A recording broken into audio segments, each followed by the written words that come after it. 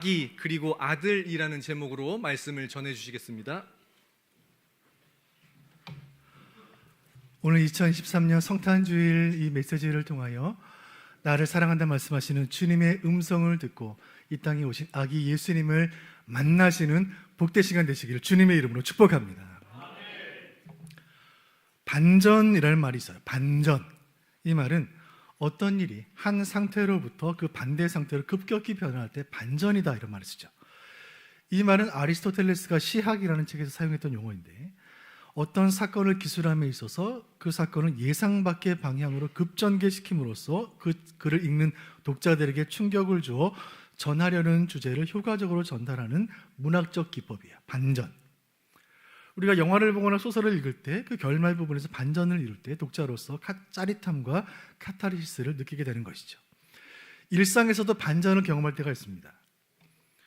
세상 얌전하시던 국어 선생님이 가을 소풍 장기자랑에서 갑자기 박남정 춤을 추시거나 세상 터프하던 상남자 우리 남편이 갑자기 아기 고양이를 사오거나 할 때 반전 매력을 느끼는 것이죠. 코로나가 한창일 때 마스크를 쓰고 다닐 때 청춘 남녀가 소개팅을 한 것입니다. 서로 화기애애하게 대화를 나누다가 음식이 나와서 마스크를 벗을 때 대반전이 일어나기도 합니다. 역사에는 반전의 순간들이 있었어요. 이순신 장군이 12척의 배로 왜군을 물리쳤던 명량해전은 정유재란의 반전을 이루었고 2차 대전 때 연합군이 프랑스 노르망디 상륙작전을 펼쳤을 때 2차 세계대전의 전세가 뒤집혔어요. 1950년 9월 15일 메가더 장군의 인천 상륙작전은 한국전쟁의 전황을 반전시켰죠. 이 반전의 묘미는 끝으로 갈수록 결말에 갈수록 그 기쁨이 더 크다는 것입니다. 패배한 것 같은 전쟁에서 승리하거나 다 끝난 것 같았던 시합에서 마지막 순간에 역전시킬 때 반전의 기쁨은 배가 되는 것이죠. 여러분 2023년이 이제 다 흘러가고 7일 남았습니다. 여러분 올 한 해 어떠셨나요? 이 질문을 던졌을 때 목사님 올 한 해는 제 인생 최고의 해였습니다. 내년도 꼭 올해만큼만 되었으면 좋겠습니다. 이렇게 말하는 분들을 만나본 적이 없어요. 목사님 힘드네요. 참 지칩니다. 사는 게 내 맘 같지 않네요. 1년 열심히 달려왔는데 뭔가 아쉽고 부족하고 모자란 이 기분.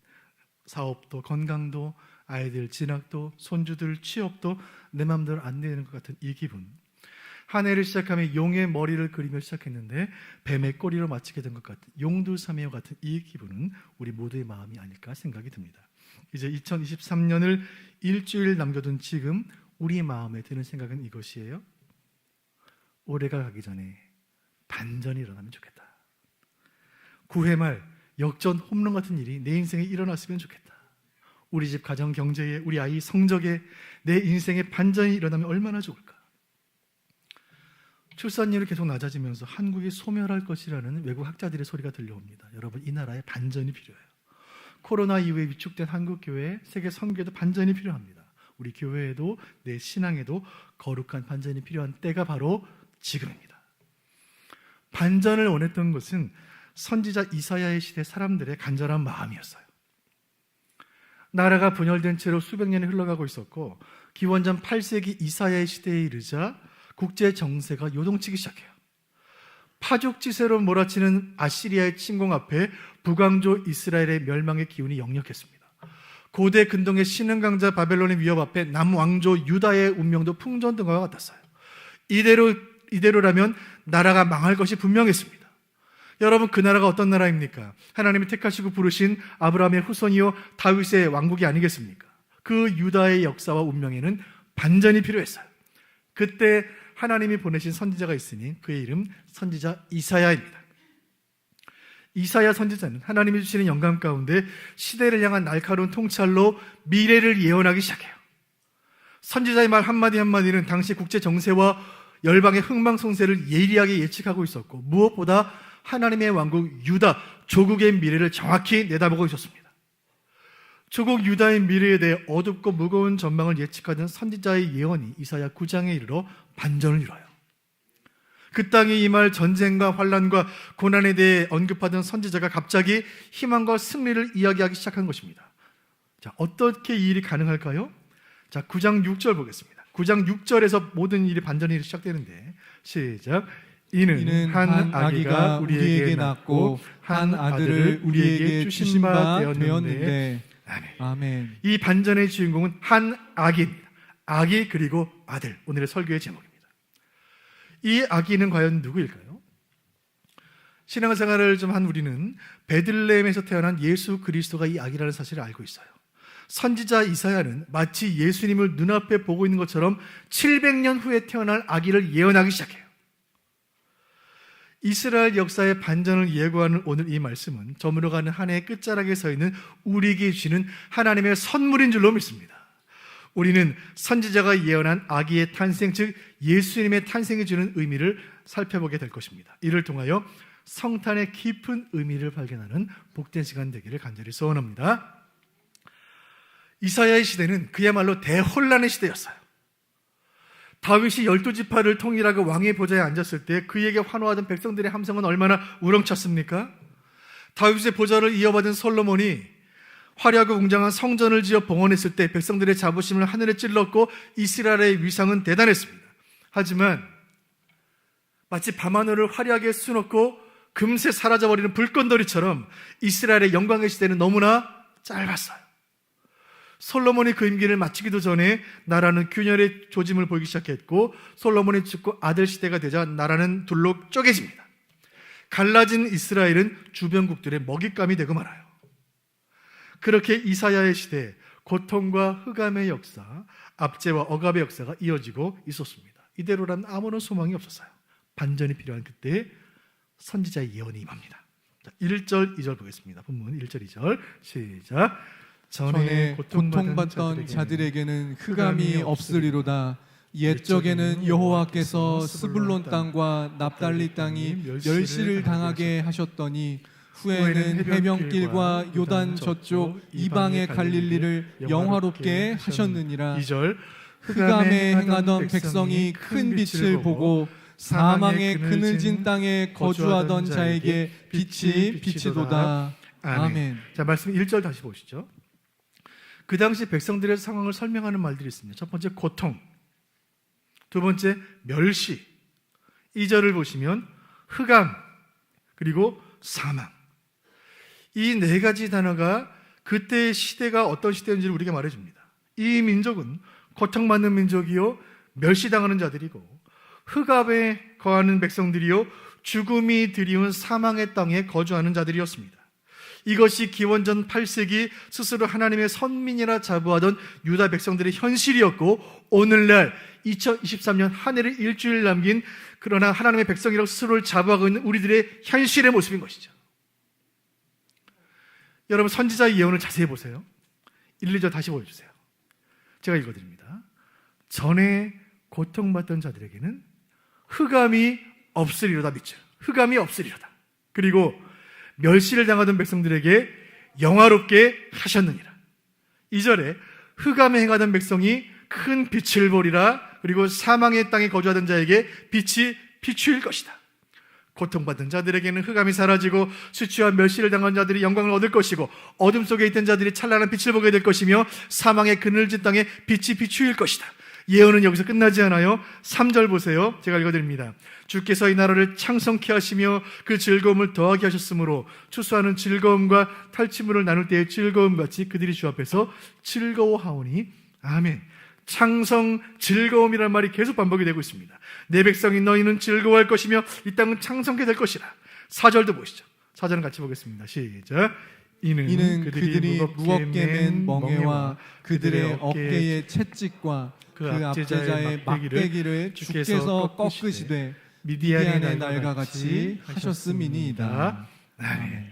너희를 무겁게 하던 멍에는 사라질 것이고 너희를 치던 채찍은 꺾일 것이고 막대기는 풀어질 것이다.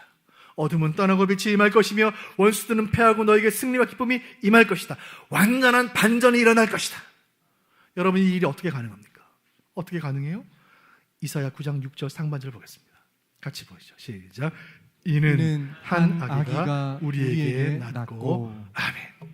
한 아기가 태어날 것이고 그 아기가 모든 반전의 시작이 될 것이다. 이것이 선지자의 예언이에요. 이 아기의 탄생은 유다라는 한 나라의 반전뿐만이 아니라 모든 나라, 모든 민족, 모든 열방, 모든 인류의 운명을 반전시킬 것이다.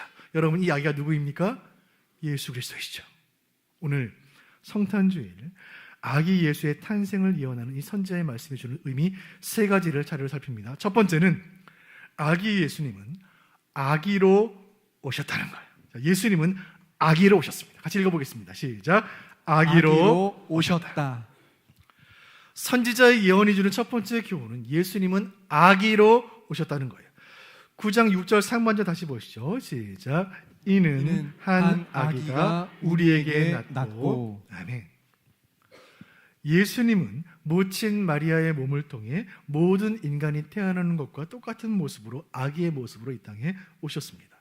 그날 첫 번째 크리스마스가 된 그날 요셉과 마리아와 별을 보고 찾아온 동방의 박사들과 양을 치던 목자들 모두가 그 아기를 눈으로 보고 손으로 만졌습니다. 강보에 쌓여 누이신 그 아기는 인간의 시간과 인간의 공간으로 들어오신 거예요. 예수님이 아기로 오셨다는 것은 예수님은 인간의 육체와 성품을 지닌 우리와 같은 사람으로 오셨다는 것, 즉 예수님의 인성을 말해요. 예수님의 인성. 여기서 한 가지 기억할 것은 예수님이 아기로 오셨다는 사실은 예수님은 사람의 모습으로 오셨지만 우리와는 다른 사람이셨다는 사실이에요. 기원전 8세기 이사야의 시대는 아시리아 왕 사네립과 바벨로니아 왕 느부갓네살이 천하를 호령하고 있었고, 예수님이 오셨던 AD 1세기는 로마 영웅 율리우스 카이사르와 초대 왕제 아우구스투스가 역사 위에 군림하고 있었어요. 세계 역사에 빛나는 네로라 하는 영웅 호걸들이 서로 더 많은 땅을 차지하려고, 서로 더 높은 자리를 차지하려고 야망을 불태우던 그 세상 속에 예수님은 겸손한 아기로 오셨어요. 그분은 다른 사람이셨어요. 모두가 더 높은 자리로 가려는 그 시대에 낮은 곳으로 오신 거예요. 모두가 더 넓고 편한 길을 가려는 시대에 좁은 길을 걸으시는 거예요. 예수님은 다르게 생각하시고 다르게 말하시며 다르게 행동하는 다른 사람으로 오신 거예요. 죄로 인해 파괴되기 이전의 모습, 하나님이 창조하신 그 형상 그대로의 모습으로 이 땅에 오신 거예요. 예수님은 우리와 같은 인간의 모습으로, 그러나 우리와는 다른 사람으로 이 땅에 오셨습니다. 자, 두 번째, 예수님이 오심이 주는 의미. 두 번째는 예수님은 아들로 오셨습니다. 같이 읽어보시죠. 시작. 아들로 오셨다. 9장 6장을 상반절 제가 다시 읽어드리겠습니다. 한 아들을 우리에게 주신 바 되었는데, 아멘.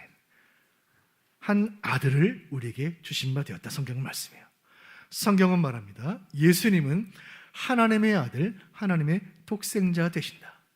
우리 예수님 세례를 받으실 때 하늘로부터 들려온 음성은 예수님이 누구신지를 우리에게 말해줍니다. 마태복음 3장 17절 같이 보실까요? 시작. 하늘로부터 소리가 있어 말씀하시되 이는 내 사랑하는 아들이요 내 기뻐하는 자라 하시니라. 아멘. 하나님 말씀하시기를 이는 내 사랑하는 아들이다. 우리 아이들이 부르는 동요를 보면 교훈이 있는데 이런 동요가 생각나실 거예요. 송아지 송아지 얼룩송아지 엄마 소는 얼룩소 엄마 닮았네. 여러분, 얼룩소의 송아지는 엄마 소를 닮게 되어 있습니다. 병아리는 엄마 닭을 닮게 되어 있습니다. 아들은 아버지를 닮게 되어 있어요. 아들은 아버지의 속성과 성품을 닮게 되어 있어요. 예수님이 하나님의 아들이라는 말씀은 예수님은 하나님의 속성을 그대로 가지신다는 뜻이에요.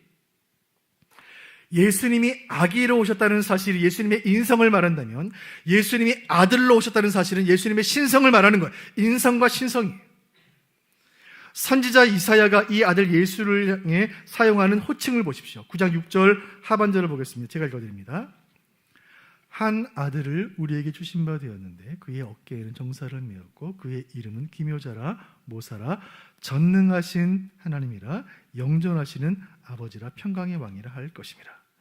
하나님의 아들이신 그분은, 예수는 하나님과 동일한 권세와 능력을 가지신 전능하신 하나님, 마이티 갓 되시며, 그 아들은 영원부터 영원까지 계시며 영원히 홀로 완전하신 영존하시는 에버레스팅 파더, 영존하시는 아버지 되신다. 여러분, 여기에 예수님이 누구신지에 관한 신학적으로 중요한 가르침이 있습니다. 하나님의 아들이신 예수 그리스도는 크리스마스에 태어나신 게 아니에요.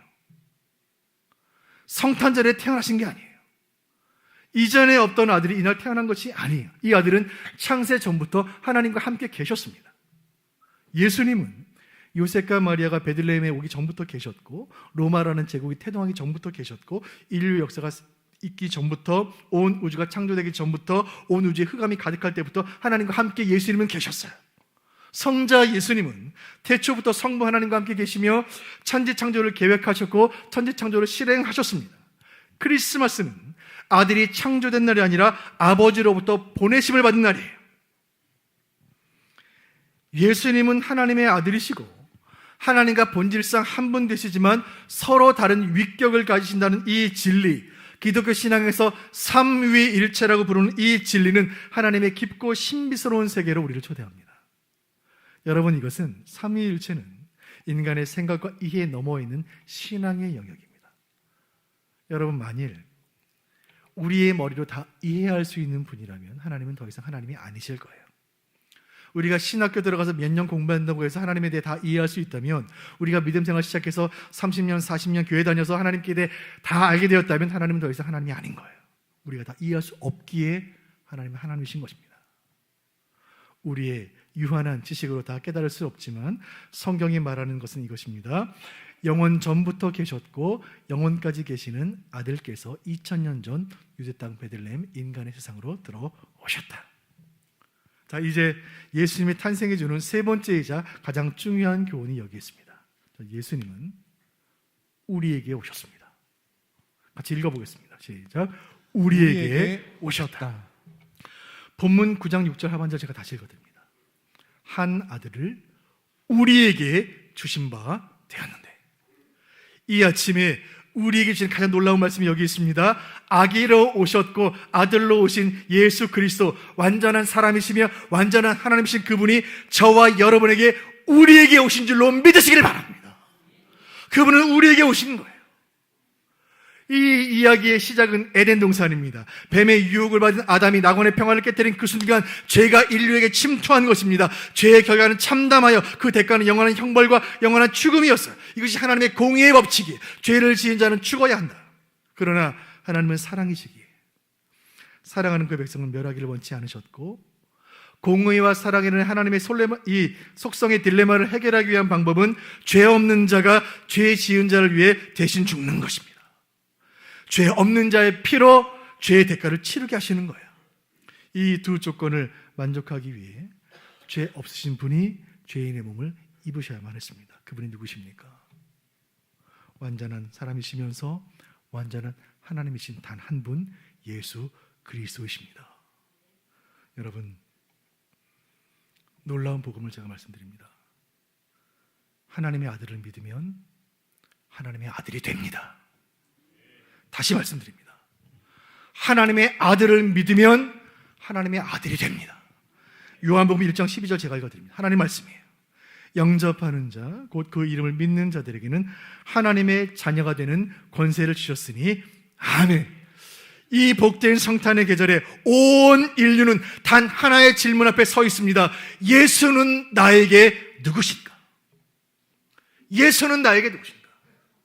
만일 이 자리에 이 설교를 듣는 분들 가운데 아기로 오신 예수가 나와 무슨 관계인지 아직 알지 못하는 분이 계시다면, 이 시간 그 예수를 내 영혼의 구주요 내 삶의 주인으로 영접하는 은혜 주시기를 주님의 이름으로 축원드립니다. 여러분이 만약 베들레헴에 태어난 그 아기를 나의 구주와 주인으로 믿는다면 여러분은 영적으로 다시 태어나게 되는 것입니다. 그러나 그 아기가, 그 예수가 나와 상관이 없는다고 생각한다면 구원은 없는 거예요. 예수님을 우리를 위해 오신 구주요 하나님으로 믿지 않는다면 이 성탄절에 거대한 트리를 세우고 아름다운 화음으로 캐롤을 부르고 값비싼 선물을 주고받아도 아무 소용이 없는 거예요. 그리고 여러분 가운데 이미 예수를 구주로 영접하고 예수와 더불어 신앙생활 잘 하고 계시는 성도님들께 묻습니다. 이 성탄의 아침에 여러분께 묻습니다. 여러분은 하나님의 자녀로 다시 태어나셨습니까? 아기에서 태어난 이 아침에 여러분에게 묻습니다. 여러분은 하나님의 자녀로 다시 태어나셨습니까? 이 질문에 대답하기 위해서는 몇 가지 질문을 더 던져야 합니다. 여러분은 이전에 사랑하셨던 것들을 이제는 사랑하지 않게 되었습니까?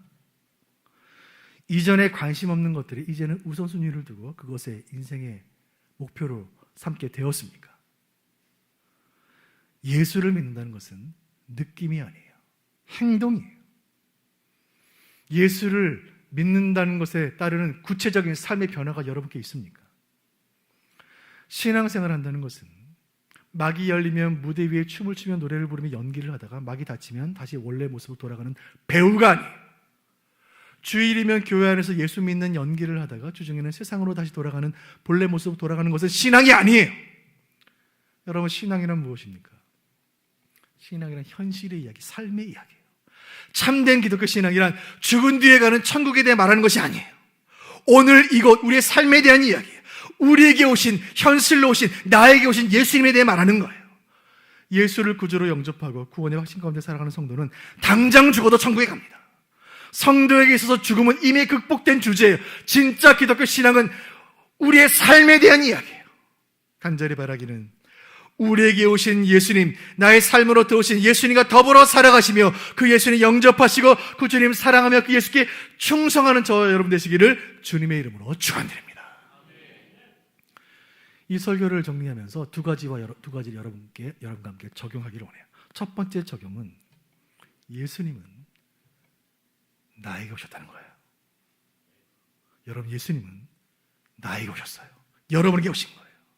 오늘 아기에 관한 선지자의 예언은 이중적으로 성취가 됩니다. 1차적으로는 이사야의 시대가 아하스 시대였기 때문에 아하스의 아들인 그 아기 히스기야 왕으로 성취가 돼요. 아하스의 아기이자 아하스의 아들로 태어난 히스기야 왕은 예언 그대로 유다 역사의 반전을 이루고 부흥을 이룬 위대한 왕으로 쓰임받게 돼요. 1차적으로 히스기야에게서 임해요. 2차적으로 베들레헴 아기 예수를 통해 성취가 되는 것이 이사야의 예언이에요. 2000년 전 인간의 몸으로 인간의 역사로 들어오신 그 예수님은 바로 나에게 오셨다. 여러분, 이 성탄의 계절에 온 누리에 미칠 큰 기쁨의 좋은 소식을 여러분께 전합니다. 예수님이 나에게 오셨다. 사람의 형상으로 죄인의 몸으로 나를 대신하여 피 흘리시려고, 내가 맞을 채찍 대신 맞으시려고 인간의 몸을 입고 이 땅에 오셨다. 나를 살리시려고, 나를 아버지 집 천국으로 인도하시려고 왕의 보좌를 버리시고 예수님 나에게 오셨다. 사랑하는 수원부교의 성도 여러분, 주님 나에게 오셨으니 한숨과 눈물과 근심을 멈추시기를 바랍니다. 여러분의 가난이 무슨 문제가 됩니까? 우리 예수님이 나에게 오신 거예요. 여러분의 질병이 무슨 문제가 됩니까? 하나님이 나에게 오신 거예요. 여러분의 죄가 무슨 문제입니까? 아기 예수가 우리의 죄를 가져가신 거예요. 하나님께서 그 독생자 아들의 피로 우리를 씻으시니 우리는 정결케 된 줄로 믿으시길 바랍니다. 아기 예수가 오신 그날은 인류 역사의 대반전을 이룹니다. 역사는 이제 예수 이전 Before Christ BC, 예수 이후 Anno Domini, 예수 이후 AD로 구분이 돼요. 역사의 분기점이 됩니다. 간절히 바라는 것은 오늘 2023년 오늘 성탄주일을 기점으로 저와 여러분의 인생의 반전이 시작되기를 주님의 이름으로 축원드립니다. 우리 가족들, 내 사랑하는 자녀들, 우리 아프신 부모님, 우리 가정 경제에 대반전이 일어날 줄로 믿으시길 바랍니다. 우리 교회, 한국교회, 대한민국, 분단되는 우리 조국, 저 선교지의 열방 가운데 오늘 이전과 이후가 확연히 다른 대반전이 일어날 줄로 믿으시길 바라요. 오늘 설교를 통해 여러분과 적용하기로 하는 두 번째 적용은 여호와의 열심이 이 모든 것을 이룬다는 사실이에요. 여호와의 열심이 이 모든 것을 가능케 할 것입니다. 오늘 이사야는 한 아기를 통해 이루어질 반전과 회복을 예언하고 있습니다.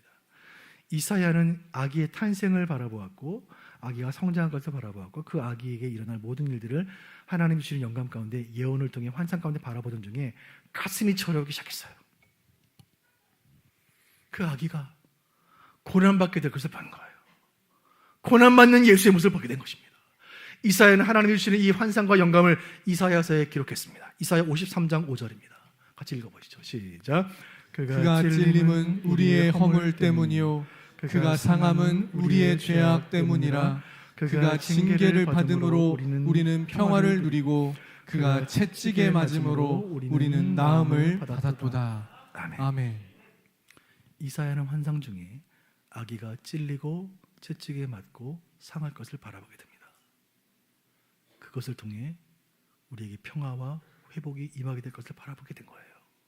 여러분, 우리에게 성탄의 기쁨을 주시기 위해 우리 주님 고난 받으셨습니다. 우리의 죄의 멍에를 벗기시려고 예수님 십자가의 멍에를 치신 거예요. 우리를 치는 채찍을 꺾으시려고 주님 채찍에 맞으시는 거예요. 우리 인생에 빛을 비추시려고 우리 주님 빛이 들지 않는 돌문으로 막힌 어둡고 차가운 무덤에 누우신 거예요. 이 모든 일들의 시작과 끝이 무엇인지 오늘 본문 이사야서 9장 7절에 이렇게 말합니다. 만군의 여호와의 열심히 이를 이루시리라. 같이 읽어보겠습니다. 9장 7절 시작. 만군의 여호와의 열심히 이를 이루시리라. 아멘. 아멘. 여기에 열심이라고 번역된 단어를 권위 있는 영어 성경들이 zeal이라는 말로 번역했는데 이 영어 단어는 질투라는 말이에요. 질투. 열심이라는 말은 질투, 애끓는 사랑, 간절한 사랑, 누구에게도 뺏기기 싫은 그 뜨거운 사랑을 뜻하는 말이에요. 여호와의 그 뜨거운 사랑이 이를 이루시리라는 말씀이에요. 제가 이 말씀 준비하면서 언젠가 보았던 짤막한 영상 한 편이 떠올랐습니다. 그 영상의 제목은 삼류복서 아버지와 아들이라는 영상이에요. 보신 분들 계실 줄로 압니다. 그리 실력이 대단치 않은 삼류복서, 무명의 복서가 있었습니다. 권투 선수였어요. 좀처럼 시합에서 이겨본 일이 없는 이 권투 선수는 이 아버지는 아들을 위해 해줄 수 있는 일이 많지 않았죠. 하지만 아들을 누구보다 사랑했습니다. 어느 겨울 꽁꽁 얼어붙은 호수 위에서 아버지와 아들이 놀던 중에 아버지가 잠시 다른 곳을 보는 사이 이 어린 아들이 얼음 구덩이에 빠져버린 거예요. 작은 구덩이에 빠져서 물소리에 휩쓸려 얼음 아래로 흘러가는 거예요. 아버지가 달려왔을 때 두꺼운 얼음 아래로 떠내려가는 아들이 보이는 거예요. 아빠 살려줘요. 그런데 너무나 두꺼운 얼음이 가로막고 있는 것입니다. 여러분, 아버지가 어떻게 했을까요? 주먹으로 얼음을 치기 시작하는 거예요. 그 얼음은 너무나 차갑고 단단했기 때문에 맨주먹으로는 어림없어 보였습니다. 그리고 그 아버지의 주먹은 대단한 주먹이 아니었어요. 별 볼 일 없는 주먹이었어요. 그러나 아버지는 멈추지 않고 쉴 새 없이 얼음을 내리쳤고 마침내 그 뼈가 다 으스러지고 그 주먹이 피범벅이 될 무렵에 얼음이 깨진 거예요. 그리고 아버지는 아들을 살렸습니다. 아들을 살린 것은 아버지의 피 묻은 손이었고 그것은 내 아들을 살리고 말겠다는 아버지의 열심이었습니다. 여러분, 그 손은 십자가에 못 박히신 예수님의 손 아니겠습니까? 여러분, 성탄을 맞이한 우리는 기억해야 합니다. 이 모든 일은 하나님의 열심히 이룬 것입니다. 태초부터 함께 계시던 서로 사랑의 관계이시던 그 아들을 이 땅에 보내시고 골고다로 보내시고 십자가 처형장으로 보내시고 그를 고난받게 하신 것은 그 사랑하는 그 백성 저와 여러분을 마침내 구원하시고 말겠다는 하나님의 열심인 줄로 믿습니다.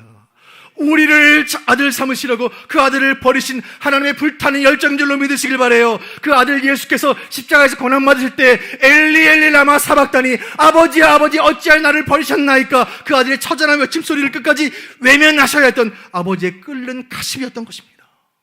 그 하나님의 열심이 저와 여러분을 살린 줄로 믿습니다. 간절히 바라기는 이 복된 성탄의 계절에 그 아버지의 열심을 깊이 묵상하며 또 그 아버지의 보내심에 순종하여 아기로 이 낮은 땅에 오신 예수님의 사랑을 깊이 묵상하며 치밀어 오르는 감사와 감격으로 충만한 성탄을 맞으시는 저와 여러분 되시기를 주님의 이름으로 축원드립니다. 이 마음을 담아